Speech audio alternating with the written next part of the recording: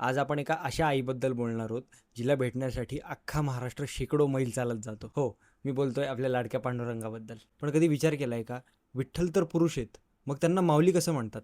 कारण माऊली म्हणजे आई.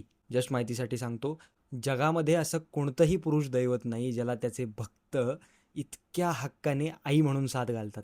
आज जग जेंडर न्यूट्रल सारख्या संकल्पनांवर चर्चा करत आहे, पण जस्ट माहितीसाठी सांगतो, आपल्या वारकरी संप्रदायाने ही संकल्पना 800 वर्षांपूर्वी जगाला दिली आहे. संत ज्ञानेश्वर, संत तुकारामांपासून सगळ्या संतांनी हे कबूल केलंय की वात्सल्य आणि मातृत्वाच्या भावनेसाठी कोणतंही लिंग महत्त्वाचं नाहीये, कोणतंही जेंडर महत्त्वाचं नाहीये. मातृत्वाचा संबंध शरीरापेक्षा मनाशी जास्त असतो.